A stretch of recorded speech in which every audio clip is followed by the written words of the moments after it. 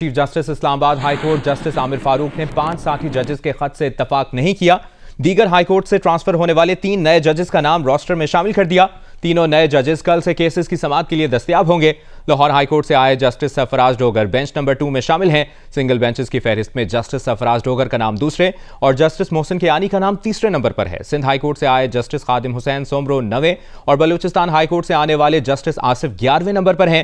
2 روز پہلے اسلام آباد high court کے 5 ججز نے اپنے خط میں لکھا تھا کہ ٹرانسفر ہونے والے ججز کو نیا حلف لینا ہوگا اور ان کی سینیورٹی بھی اسی دن سے شمار ہوگی۔ اسلام آباد کی بارز نے 3 مختلف ہائی کورٹ سے ججز کے تبادلے پر کل ہڑتال کا اعلان کر دیا۔ یہ اعلان اسلام آباد بار کونسل کے نائب صدر علیم عباسی نے اسلام آباد ہائی کورٹ بار ایسوسی ایشن اور ڈسٹرکٹ بار ایسوسی ایشن کے نمائندوں کے ساتھ نیوز کانفرنس میں کیا۔ وکلاء تنظیموں نے تینوں ججز کے تبادلے کا نوٹیفیکیشن واپس لینے کا مطالبہ کیا ہے۔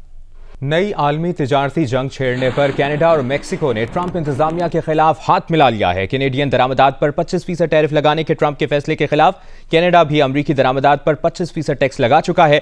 تازہ ترین خبر یہ ہے کہ کینیڈین وزیر اعظم جسٹن ٹروڈو نے میکسیکو کی صدر کو فون کیا۔ دونوں رہنماؤں نے مشترکہ مفاد کے لیے مل کر کام کرنے پر اتفاق کیا۔ ڈونلڈ ٹرمپ نے میکسیکو کی درآمدات پر 25% ٹیرف عائد کیا ہے۔ چینی درآمدات پر 10% لیوی لگانے کے ٹرمپ کے فیصلے کے خلاف چین نے عالمی تجارتی تنظیم WTO میں شکایت کرنے کا اعلان کیا ہے۔ صدر ٹرمپ کا کہنا ہے کہ جو ملک امریکہ کی درآمدات پر ٹیرف لگائے گا امریکہ اس پر اور ٹیرف لگائے گا۔ اسرائیلی وزیر اعظم نیتن یاہو امریکی صدر ڈونلڈ ٹرمپ سے ملاقات کے لیے امریکہ روانہ ہو گئے ہیں۔ میڈیا سے گفتگو میں کہا کہ وہ ٹرمپ سے انتہائی اہم ملاقات کرنے جا رہے ہیں۔ نیتن یاہو نے کہا کہ اسرائیل نے مشرق وسطیٰ کا نقشہ بدل دیا ہے۔ صدر ٹرمپ سے مل کر نقشے میں مزید بہتری لائیں گے۔ نیتن یاہو اور ڈونلڈ ٹرمپ کی ملاقات منگل کو وائٹ ہاؤس میں ہوگی۔ چیئرمین بحریہ ٹاؤن ملک ریاض کو دھمکی کا مقدمہ تھانہ اپارہ اسلام آباد میں درج کر لیا گیا ہے۔ مقدمہ بحریہ ٹاؤن کے ملازم vice chief executive colonel retired Khalil ur-Rehman نے درج کرایا۔ مقدمے میں کہا گیا کہ ای میل کے ذریعے ملک ریاض سے 1 ارب 42 کروڑ روپے کا بھتہ 50 بٹ کوائن کی شکل میں مانگا گیا۔ دھمکی دی گئی کہ ادائیگی نہ کرنے پر ملک ریاض، ان کے بیٹے اور خاندان کے دیگر افراد کی زندگیوں کو نقصان پہنچایا جائے گا۔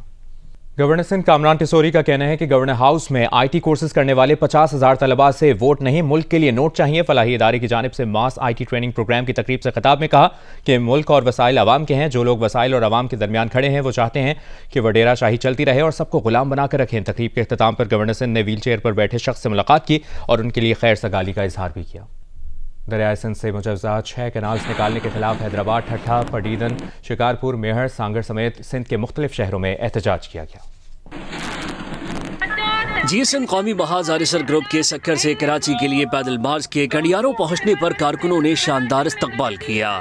مارچ کی قیادت پارٹی رہنما اسلم خیر پوری، عبد الفتح چنا، وحید سندھی، اسد سنیار، علی عمرانی، ناری تحریک کی رہنما کرن نظامانی، عاشق چانگ اور دیگر کر رہے ہیں۔ حیدرآباد میں سندھ ہاری کمیٹی نے پریس کلب کے سامنے احتجاج کیا۔ میہڑ میں سندھ ترقی پسند پارٹی کے چیئرمین قادر مکسی نے جلسے سے خطاب میں کہا کہ کینالز کی تعمیر کے خلاف سندھ کے عوام بھرپور مزاحمت کریں گے۔ سانگھڑ میں عوامی تحریک کی جانب سے ریلی نکالی گئی۔ ریلی کی قیادت مرکزی نائب صدر ستار رند نے کی۔ شکارپور، ٹھٹھہ سمیت سندھ کے دیگر شہروں میں بھی ریلیاں نکالی گئیں اور احتجاج کیا گیا۔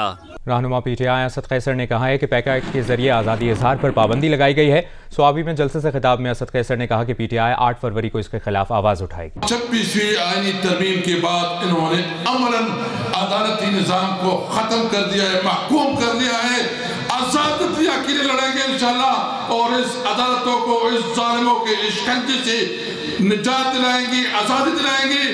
اور جب بھی انشاءاللہ ہماری نیکسٹ حکومت آئے گی تو ہم 26ویں آئینی ترمیم کا خاتمہ کریں گے۔ ضلع کرم میں مزید 4 بنکرز گرا دیے گئے۔ اب تک امن معاہدے کے تحت 22 بنکرز گرائے جا چکے ہیں۔ انگو میں ٹل کے مقام پر دھرنے اور 4 ماہ سے زائد عرصے سے راستوں کی بندش کے باعث شہریوں کو مشکلات